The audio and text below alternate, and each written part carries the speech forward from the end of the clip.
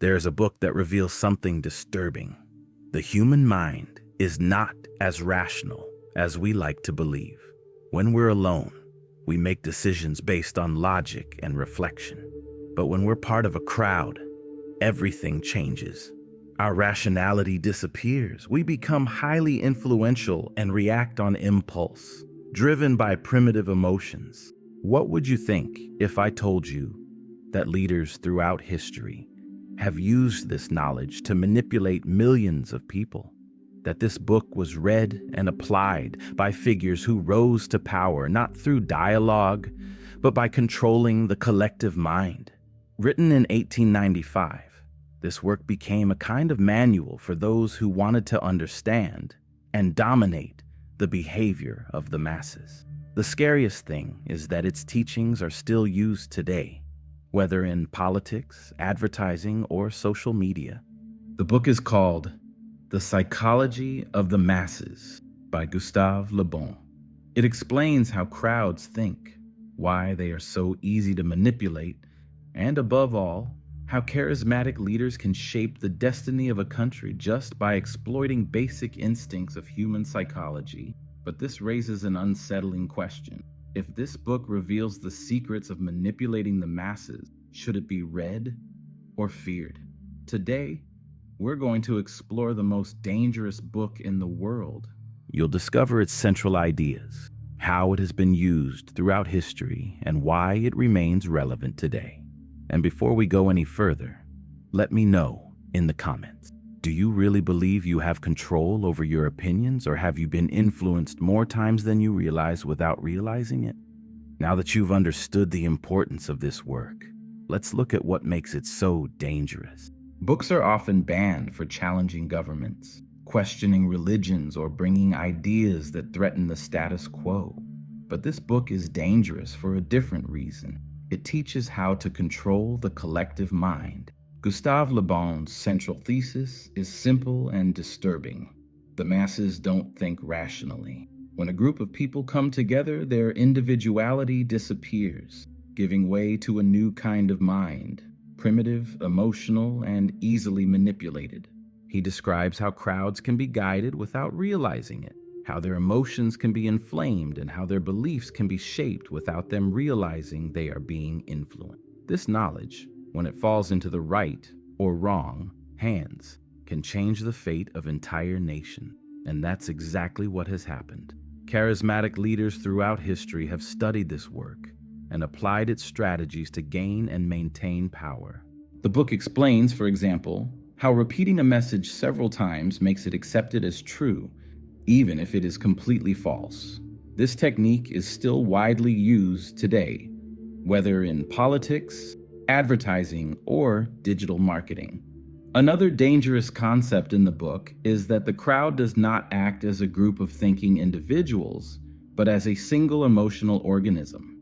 When we are part of a mass, we stop analyzing facts rationally and start reacting instinctively. We become more suggestible, more likely to follow leaders without question, and more inclined to accept simplistic ideas. Logic gives way to a sense of belonging and blind obedience. Le Bon goes on to describe a frightening phenomenon. When an idea is absorbed by a crowd, it becomes immune to logic and opposing arguments. If a group comes to believe in something, any attempt to present facts that contradict that belief will be ignored or rejected aggressively. This explains why radical movements, conspiracy theories, and mass manipulation continue to function today. Truth often loses the battle against emotion. If these ideas were just an academic curiosity, there would be no problem. But the reality is that this work became a practical tool for those who wanted and still want to influence crowds without them realizing that they are being manipulated. Now, the most disturbing question arises. Did Gustave Le Bon write this book as a warning or as a control manual? Whatever the answer, the impact of his ideas is undeniable. And when we look at history, we realize that some of the most influential figures of the 20th century not only read this work, but applied it with frightening precision. To understand the impact of this work, we need to know the man behind it.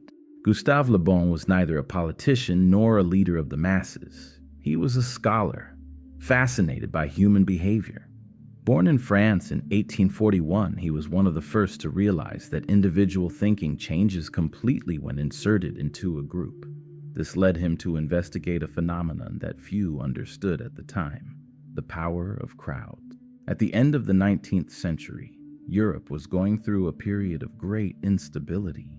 Popular revolutions were becoming more frequent. Governments feared an uprising by the masses, and the idea that a leader could mobilize millions of people for a single cause was beginning to frighten the elite. It was against this backdrop that Le Bon wrote The Psychology of the Masses, a detailed study of how crowds think, feel, and act. The work has an almost clinical tone. Le Bon describes the masses as irrational entities, guided by primitive emotions. He explains that, unlike isolated individuals, crowds react to symbols, catchphrases, and passionate speeches without questioning the logic behind the ideas they follow. What's more, he teaches how these masses can be manipulated. But here comes the big question. Did Le Bon write this book as a warning or as a manual? Some passages seem to warn of the dangers of uncontrolled crowds, but others sound almost like a practical guide for those who wish to dominate them. This is one of the reasons why his work has been studied so much by leaders throughout history. The book had such a profound impact that it was read and applied by some of the most influential and controversial figures of the 20th century. The man with the broken mustache who led the world into its greatest global conflict studied its pages and used its principles to build a propaganda empire. The leader of a country with a red flag with a star also used its ideas to keep his population under control. And even a certain former president of a very influential country today has been accused of employing the techniques described by Le Bon to mobilize crowds around his speech. But it wasn't just politicians who drank from this source. Advertisers, marketing experts, and social media strategists have also taken advantage of Le Bon's ideas to sell products, build brands, and create viral phenomena. The principle is the same. Find out what moves the masses and repeat the message until it becomes unquestionable, whether as a study or as a power tool. The fact is that the psychology of the masses has never lost its relevance.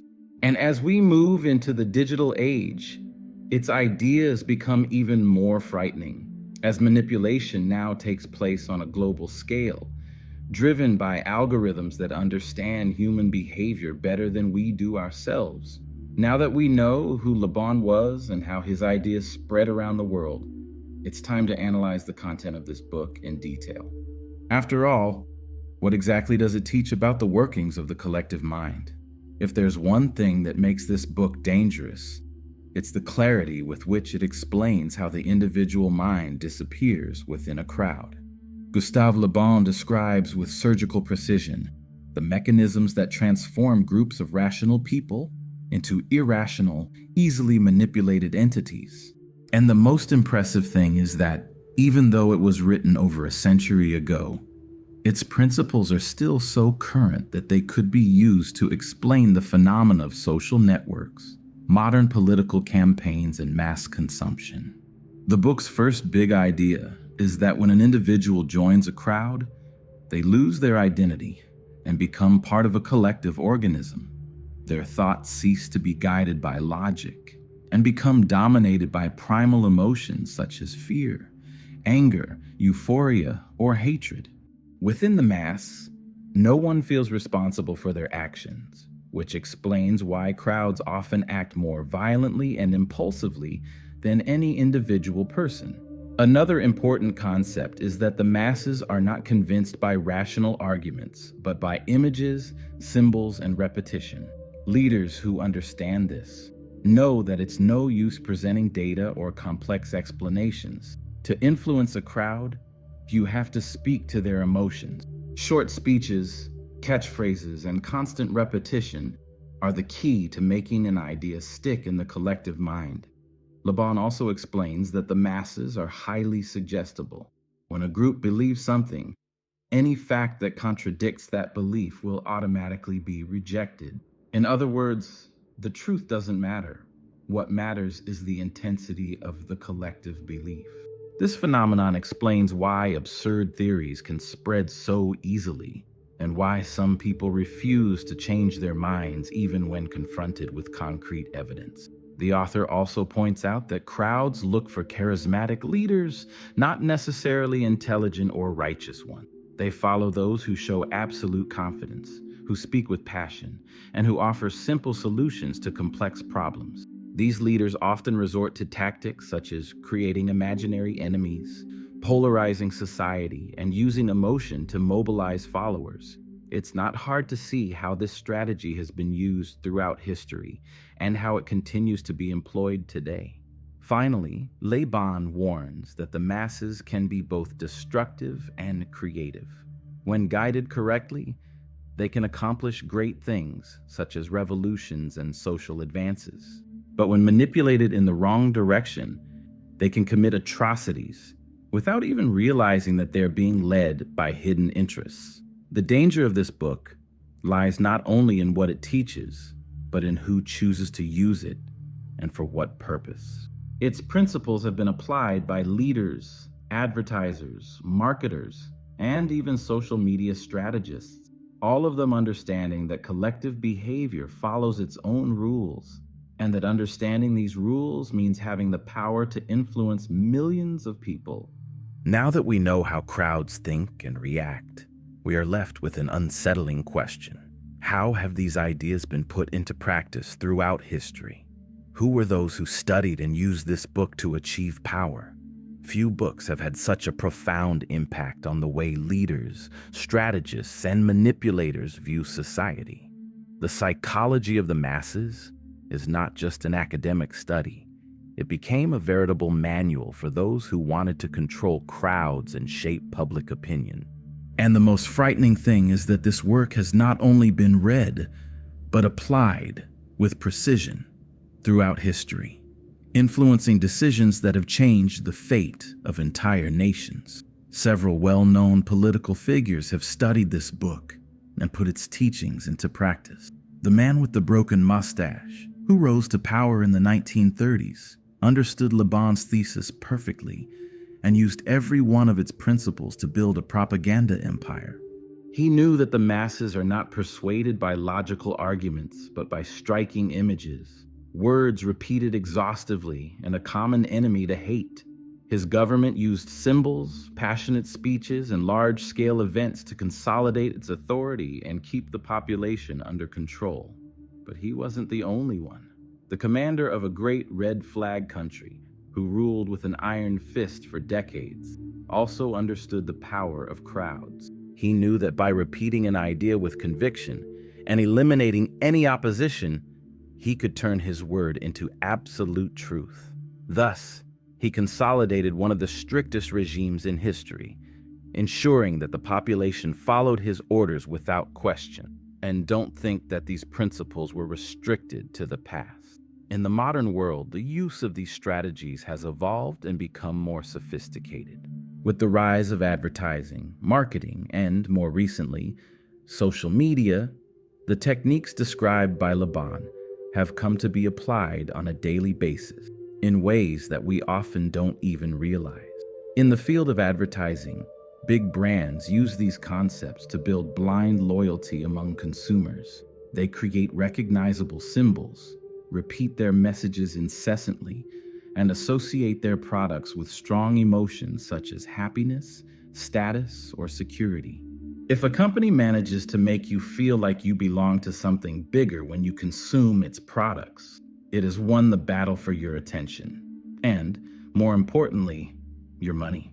In politics, modern election campaigns follow a pattern very similar to the one described in the book. Rational, complex speeches don't work with the general public. Instead, candidates create short, repetitive slogans, exploit the fears and hopes of the population, and use polarization to keep their followers engaged. Logic gives way to emotion, and the truth often becomes irrelevant in the face of the power of a well-constructed speech. And then we come to the latest scenario, social media. If Gustave Le Bain were alive today, he would be impressed or terrified by the level of control that technology allows over crowds. Algorithms understand exactly what moves us, what infuriates us, and what keeps us hooked to the screen. Digital platforms use this knowledge to target specific content to different groups, reinforcing beliefs, fueling divisions, and keeping the population constantly engaged, often without realizing that they are being manipulated. The impact of this book is undeniable. It provided the tools for some of history's greatest manipulators to consolidate their power, and at the same time revealed uncomfortable truths about the way we, as a society, make decisions. The problem is that now that these techniques have been understood and applied on a large scale, it is increasingly difficult to escape their influence. And here, a delicate question arises. If this book has been used to manipulate millions of people, should it be censored or studied? To what extent could its knowledge be a weapon in the wrong hands? If there is one thing that has aroused fear in rulers and elites throughout history, it is knowledge about how the masses really work.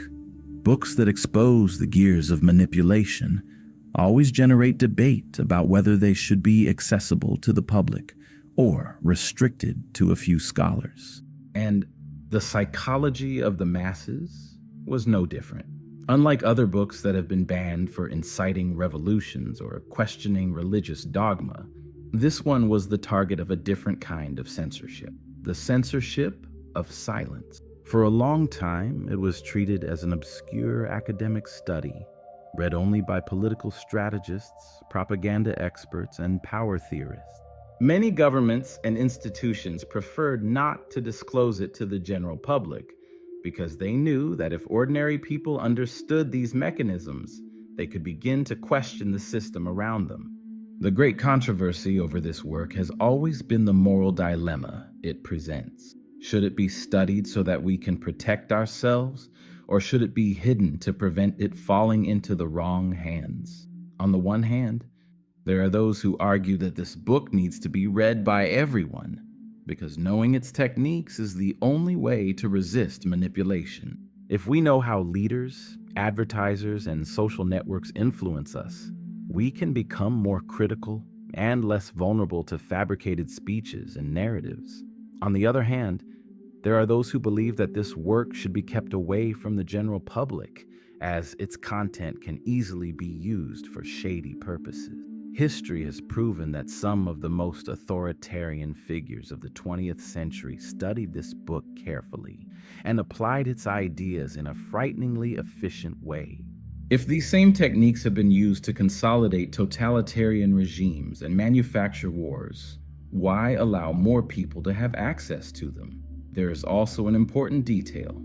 Many of Le Bon's ideas are uncomfortable because they reveal truths that we prefer not to face. The book shows that as much as we like to see ourselves as rational and free individuals, the reality is that all of us, at some point, have been influenced by mechanisms that we don't even realize. Accepting this means recognizing that much of what we believe may have been implanted in our minds without us being aware of it. And that's a hard truth to swallow. The fact is that this work has never really been erased. Even though it was ignored by many, it continued to be studied behind the scenes of power. Today, with the digital age, his ideas have resurfaced in full force, as the same techniques described by Le Bon are used daily in social media algorithms, in ad targeting, and in directing political narratives. Knowledge that was once restricted to a few is now everywhere, disguised as an engagement strategy or effective communication method. And here we come to an inevitable question. Are we living in a time of the greatest manipulation in history? If it used to take a charismatic leader to influence the masses, today all it takes is a well-programmed algorithm to dictate what millions of people will think and feel. Does this mean that this book is even more dangerous today than when it was written? When Gustave Le Bon wrote The Psychology of the Masses in 1895, he was analyzing a world where influence over crowds depended on speeches in public squares, printed pamphlets, and newspapers. But what if he knew that, in the future, these same techniques would be applied on a global scale with the help of algorithms and artificial intelligence? If at the time manipulators needed access to radios, televisions, or billboards to spread their ideas, today, all it takes is a smartphone. Social networks have become the perfect battleground for mass psychology, and their algorithms are programmed to exploit exactly the weak points that Le Bon identified: emotion over reason, repetition of ideas, and constant polarization. Digital platforms know that moderate speeches don't generate engagement. If you post a balanced opinion, hardly anyone will care. But if that same idea is transformed into something extreme, charged with emotion, it will quickly spread. Why?